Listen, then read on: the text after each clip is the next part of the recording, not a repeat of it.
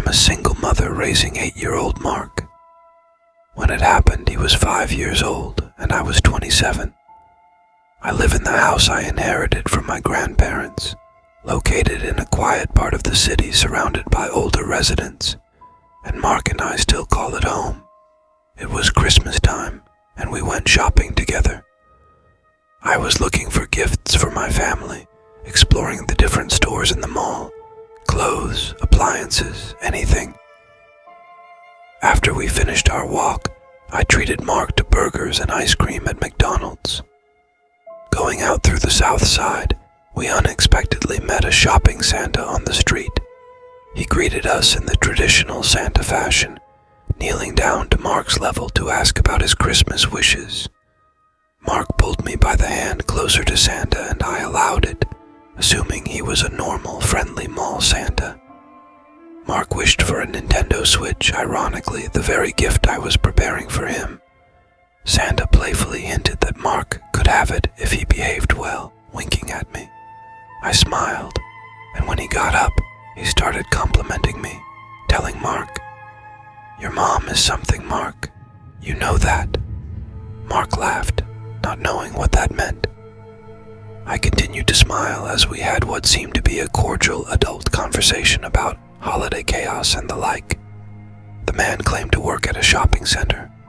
I unfortunately mentioned that it was hard for me to be a single mom during Christmas, jokingly suggesting that I needed Santa's help. Then Santa made what I initially thought was a harmless joke, mentioning the song, "I Saw Mommy Kiss Santa Claus." Mark admitted that he knew the song. Santa leaned toward me, hinting that he wanted a kiss on the cheek. I wanted to kiss him on his fake beard, but when I leaned in, he turned sharply, trying to kiss me on the lips.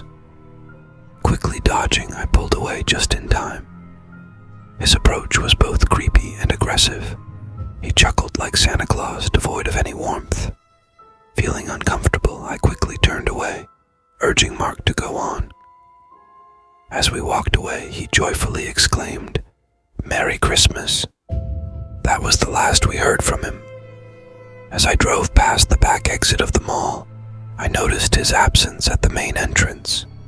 I wish I had taken it as a sign of what might happen next. Once we got home and brought in all the shopping, I locked the door and settled in with Mark to watch a Christmas movie. But our cozy time was abruptly interrupted by the doorbell. It was an unexpected visit at a late hour, not something I anticipated. Instructing Mark to stay put, I cautiously approached the door asking, "Who is it?" A man's voice replied, claiming to be Santa. My heart sank.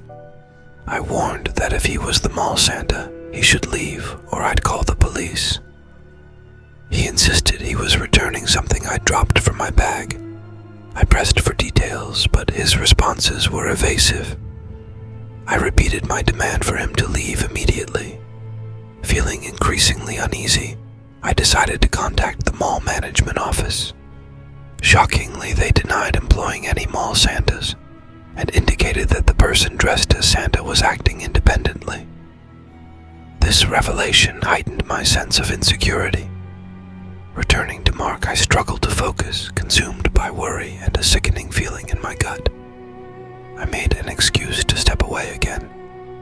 Moments later, in the kitchen away from the TV, I cautiously peered through the window. Despite the darkness outside and the kitchen light on, I heard a man shouting, "Ho, ho, ho!" It was chilling, realizing he might have been watching me through the window.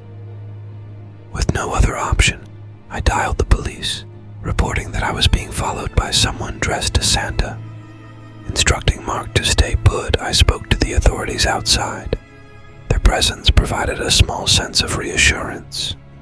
A few nights later, the doorbell rang again around the same time, if not later. Mark was already asleep, and I was alone watching TV. I turned off the show, went upstairs to my room near Mark's, and the doorbell didn't ring again. However, I remained upstairs that night. It wasn't until the following day, as I left the house, that I found a note taped to the front door. It was a typed message. "I'll be direct. You can guess who this is. It shook me to the core. The other night, I didn't intend to cause you alarm.